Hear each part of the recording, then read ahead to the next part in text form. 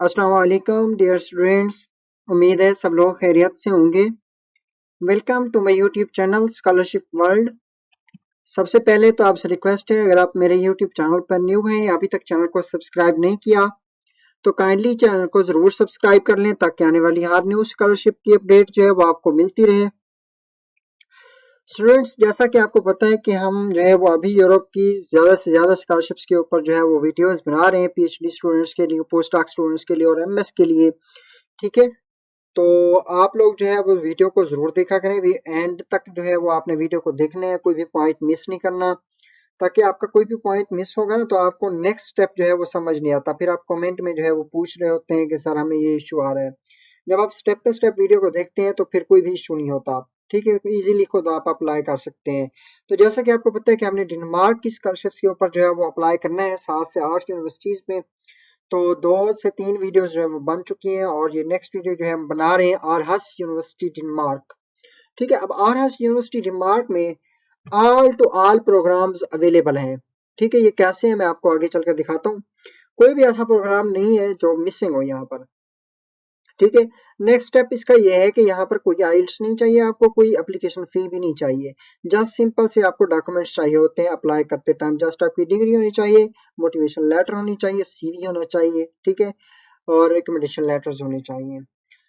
और अगर कोई पब्लिकेशंस वगैरह है तो वो देनी है, वरना एमएस का थीसिस दे देना है आपने। ठीक है, अब यहाँ पर अप्लाई करने के लिए स्टूडेंट सबसे पहले मैं आपको बता दूं कि आपकी एमएस कंप्लीट होनी चाहिए। ठीक है, एमएस का जो है वो 18 ईयर एजुकेशन जिसको कहते हैं वो आपकी कंप्लीट होनी चाहिए यहाँ पर अप्लाई करने के लिए। तो हम जो है इस वीडियो में सबसे पहले आपको step by step each and everything guide करूंगा। उसके बाद जो है मैं आपको कंप्लीट एप्लीकेशन प्रोसेस भी करके दिखाऊंगा और आपको समझाऊंगा कि आपने एप्लीकेशन फॉर्म को कैसे फिलअप करना है। तो सबसे पहले तो यहाँ पर मैं ये बता दूं कि यहाँ पर पीएचडी पोस्ट डॉक पोजीशंस जो है वो अवेलेबल है, लेकिन मैंने पीएचडी को ओपन किया हुआ है। ठीक है, तो पोस्ट डॉक पर जिन स्टूडेंट ने करना है वो पोस्ट डॉक वाला लिंक जो है वो मुझसे कमेंट में मांग सकते हैं। तो स्टूडेंट्स, यहाँ पर आप लोग देख सकते हैं कि ये जो है vacant PhD position at Aarhus university Denmark. ठीक है, तो ये पीएचडी पोजीशंस है, यहाँ पर अप्लाई करने के लिए जो है उन्होंने कहा हुआ है कि कौन कौन से प्रोग्राम्स होंगे। आर्ट्स के प्रोग्राम्स हैं, आरएस बीएसएस है, हेल्थ है, नेचुरल साइंसेज है, टेक्निकल साइंसेज है। अब आए इसको देखते हैं कि कौन कौन से प्रोग्राम्स हैं। सबसे पहले जैसे उन्होंने कहा है कि फैकल्टी ऑफ आर्ट्स। ठीक है, फैकल्टी ऑफ आर्ट्स में कौन कौन से हैं तो आप यहाँ पर देख सकते हैं सारे के सारे प्रोग्राम्स। ठीक है, अब ये फैकल्टी ऑफ आर्ट्स में अगर आपने अप्लाई करना है तो यहाँ पर क्लिक करेंगे। ठीक है, ये बात याद रखना। उसके बाद है RS BSS graduate school. BSS का मतलब है बिजनेस स्कूल्स जो भी हैं यहाँ पर होंगे। ठीक है, तो बिजनेस स्कूल्स हैं, इकोनॉमिक्स है, लॉ है, मैनेजमेंट है, पॉलिटिकल साइंसेज है, साइकोलॉजिकल है और सोशल साइंसेज है। ये हो गया। और उसके बाद जो है graduate school of health. Health में बायोमेडिसन है, पब्लिक हेल्थ है, क्लिनिफोलॉजी में क्लिनिकल मेडिसन है, ऑडोंटोलॉजी है, फोरेंसिक मेडिसिन है। ठीक है, ये प्रोग्राम है। उसके बाद है graduate school of natural sciences है, जिसमें biology, chemistry, computer science, geo science, mathematics, molecular biology, genetics, nano sciences, physics and astronomy है। ठीक है, उसके बाद है graduate school of technical sciences. ठीक है, अब टेक्निकल साइंसेज में क्या आता है, एग्रो इकोलॉजी आता है, एनिमल साइंसेज, बायो साइंस आता है, बायोलॉजिकल एंड केमिकल इंजीनियरिंग आता है। ठीक है, इको साइंस आता है, इलेक्ट्रिकल एंड कंप्यूटर इंजीनियरिंग आता है, एनवायरमेंटल साइंसेज आते हैं, फूड साइंसेज आता है, mechanical and qualitative genetics and genomics आता है। ठीक है, बस ये जो है प्रोग्राम्स यहाँ पर अवेलेबल है। अब जिस प्रोग्राम में भी आपने अप्लाई करना है ना, उस पर आपने weekend position at R S, ये जो ब्लू कलर में है, यहाँ पर आपने जो है वो क्लिक करना होगा। ठीक है, जैसे मैंने एक प्रोग्राम को जो है वो ओपन किया हुआ है यहाँ पर। ठीक है, तो मैंने जो है आपको ओपन करके दिखाता हूँ कि कैसे आपने करना है। यहाँ पर जैसे जो है वो हम अप्लाई करते हैं नेचुरल साइंसेज वाले में। तो नेचुरल साइंसेज में जैसे ये है, यहाँ पर हमने क्लिक किया तो आपके सामने जो है बिल्कुल जो मैंने यहाँ पर पेज ओपन किया हुआ है ना, यही पेज ओपन होना है। मेरे पास थोड़ा नेट का इशू है क्योंकि डेनमार्क की जो वेबसाइट्स हैं ये हाईली नेट जो है वो इनको चाहिए होता है। तो स्टूडेंट्स, आपने जो है यहाँ पर आकर ना अब अप्लाई है यार। अब यहाँ पर ना आपको मुख्तलिफ चीजें शो होंगी। पहले तो 2 तरह के आपको ऐड शो होंगे, उसको आपने ओके कर देना है और एक्सेप्ट करना है उसको। उसके बाद जो है वो यहाँ पर आपको काल का ऑप्शन शो होगा, अगस्त 2025 काल का, ब्लू कलर में छोटा सा शो हो रहा होगा।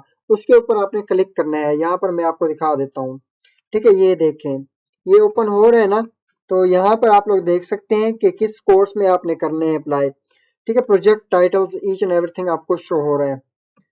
ठीक है, अब ये आपने प्रोजेक्ट्स देखने हैं सबसे पहले कि आपने किस कोर्स में, ये देखें प्रोजेक्ट्स हैं ये सारे, ये प्रोग्राम का नाम है, ये कीवर्ड्स हैं, ये कैंडिडेट बैकग्राउंड कौन सा चाहिए, एप्लीकेशन डेडलाइन क्या है।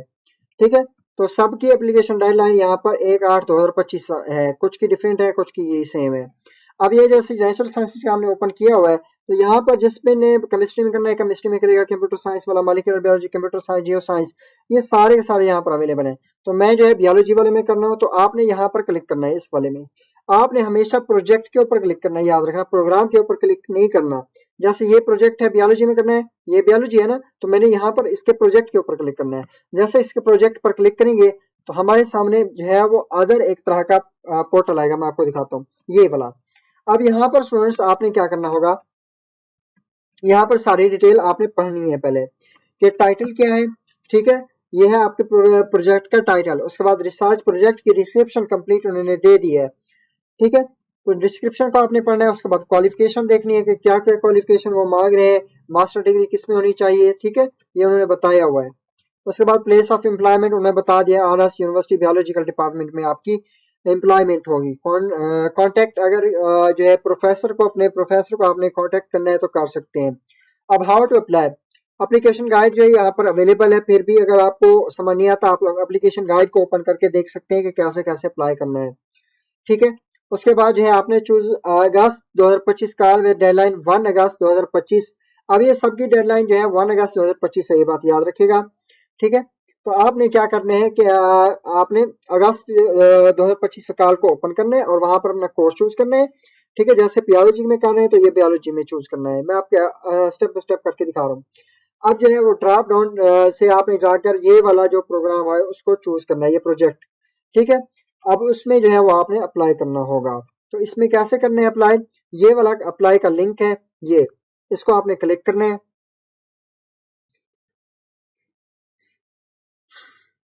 अब यहाँ पर आ गए ना, तो यहाँ पर अप्लाई करने के लिए आपको मैंने बता रहा था कि ये आपको शो होगा अगस्त 2025 काल, इसके ऊपर क्लिक कर देना है सिंपल। जैसे क्लिक करेंगे ये वाला पोर्टल आएगा, मैं आपको यहाँ पर क्लिक करके दिखाता हूँ। ये देखिए,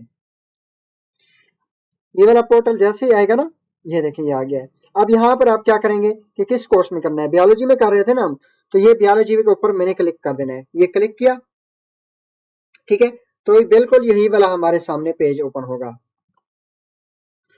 वेट करते हैं स्टूडेंट्स, कोई मुश्किल नहीं है, यहाँ पर इजी अप्लाई होता है डेनमार्क में सबसे ज्यादा। ठीक है, बिल्कुल इनका सिंपल सा स्टेप होते हैं और आपने वही स्टेप्स फॉलो करके अप्लाई करना होता है।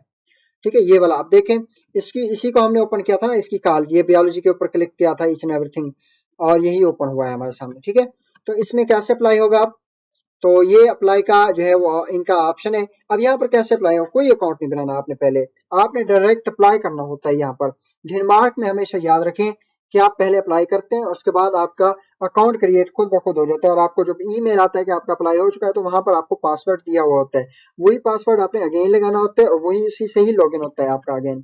अब यहाँ पर पर्सनल डिटेल देनी है आपने, जिसमें first name, last name, address, postal code, city, country, email, telephone number, citizenship, gender, CV. अब यहाँ पर सीवी जो है वो जेंडर आपने सिलेक्ट करके अपनी सीवी यहाँ पर अपलोड करनी है और आई कंफर्म कर देना है। ठीक है, उसके बाद एजुकेशनल बैकग्राउंड। अब एजुकेशनल बैकग्राउंड में आपने अपनी लास्ट एजुकेशन लिखनी है सबसे पहले। ठीक है, कौन से कंट्री में किया है, इंस्टीट्यूट कौन सा था, लेवल क्या है, लेवल मास्टर जो है बैचलर की डिटेल दे रहे हैं या मास्टर की डिटेल दे रहे हैं, तो आपने वही चूज करना है, ये बात याद रखिएगा। स्टेटस क्या है, कंप्लीट हो चुका है या नहीं हुआ। ठीक है, अवॉइडेड है या एक्सपेक्टेड है। उसके बाद डेट ऑफ कंप्लीशन क्या है, date point average, grade point average जो है वो क्या है, 4 होती है। ठीक है, उसके बाद diploma and transcript record, language skills, तो लैंग्वेज स्किल्स जो है वो इंग्लिश प्रोफिशिएंसी आपने अपलोड करनी है। ठीक है, अब जो है यहाँ पर प्रूफ देना है, आपने दोनों अपलोड करने होंगे, एडिशनल इन्फॉर्मेशन देनी है। If previous enrolment in entire institution country, तो इसको छोड़ दें। उसके बाद एडमिशन, अब स्टार्टिंग डेट क्या है। ठीक है, स्टार्टिंग डेट बतानी है, यहाँ पर credit transfer on top of the admission level, वो यहाँ पर बताने हैं। ठीक है, उसके बाद इफ इंडस्ट्रियल पीएचडी, अगर इंडस्ट्रियल पीएचडी करना चाहते हैं तो यस नो वो बता देना है। उसके बाद फंडिंग, अब ए आरहस यूनिवर्सिटी फंडिंग के ऊपर आप लोग अप्लाई कर रहे हैं। ठीक है, तो वो आप लोग ने यहाँ पर सिलेक्ट करना है डेनिश, क्योंकि हमने डेनिश पर कर रहे हैं ना, तो आपने आरहस जो है अब जो है आपने आरहस फंड के, एयू फंड के ऊपर, आरहस यूनिवर्सिटी फंड्स, इसके ऊपर क्लिक करें, आपकी मर्जी। अगर इंडस्ट्रियल पीएचडी कर रहे हैं फंड, उसके ऊपर क्लिक करेंगे। रिसर्च काउंसिल फंड चाहिए, वो उसके ऊपर क्लिक करेंगे। अदर डेनिश फंड जो है जिस पर अप्लाई कर रहे हैं तो उस पर करेंगे। तो आप एयू फंड्स के ऊपर करेंगे, आप आरहस यूनिवर्सिटी में कर रहे हैं, ठीक है। उसके बाद जो है वो आपने प्रूफ नहीं देना यहाँ पर, ये बात याद रखिएगा, क्योंकि आप स्कॉलरशिप पर अप्लाई कर रहे हैं। उसके बाद जो है प्रोजेक्ट टाइटल क्या है, आपने बायोलॉजी चूज किया, उसके बाद अपने प्रोजेक्ट की डिस्क्रिप्शन देनी है यहाँ पे। और प्रोजेक्ट की डिस्क्रिप्शन में आपने कैसे बनानी है कि कंप्लीट आपने अपना जो है रिसर्च प्रपोजल बनाना है और वही अपलोड करना है। सजेस्टेड मेन सुपरवाइजर आपका कौन सा है, पोजीशन कौन सी है, इंस्टीट्यूशन कौन सा है, उसका ईमेल क्या है, कोर्स सुपरवाइजर कौन सा है, ये आपको यहीं पर बायोलॉजी के डिपार्टमेंट में ईच एंड एवरीथिंग डिटेल मिल जाएगी। जैसे आप इसको ओपन करते हैं ना यहाँ पर, तो यहाँ पर आपको अपने डिपार्टमेंट की ईच एंड एवरीथिंग डिटेल मिलती है, ठीक है। उसके बाद जो है वो आ गया रेफरेंस। अब आपने दो से तीन रेफरेंस लाजमी देने हैं, ठीक है। तीनों को रेफरेंस अपलोड भी करने हैं यहाँ पर, रेफरेंस लेटर जिसको रिकमेंडेशन लेटर्स भी कहते हैं। उसके बाद एडिशनल मटेरियल, एप्लीकेशन मटेरियल, अगर कोई आपने एडिशनल मटेरियल देना है, मोटिवेशन लेटर यहाँ पर अपलोड करना है। उसके बाद अदर कोई आप लोग डॉक्यूमेंट्स अपलोड करना चाहते हैं तो कर सकते हैं। How did you find this call, तो इसको आपने जो भी चूज करना है वो मर्जी है, उसके बाद आपने इसको सेंड कर देना है। तो ये था सारा का सारा प्रोसेस यहाँ पर अप्लाई करने का। फिर भी अगर आपका कोई क्वेश्चन है, कोई चीज समझ नहीं आती, तो आपने कमेंट सेक्शन में पूछना है, या फिर किसी भी स्कॉलरशिप के ऊपर वीडियो बनवानी है तो अभी आपने कमेंट सेक्शन में बताना है, ठीक है। जो चीजें समझ नहीं आती मुझसे कमेंट सेक्शन में पूछा करें या व्हाट्सएप मांग लिया करें। अगर पेड अप्लाई करवाना है तो भी जो है मुझे कमेंट सेक्शन में बता देना है, और अगर पेड डॉक्यूमेंट सर्विस चाहिए तो वो भी मुझे बता देना है, ठीक है।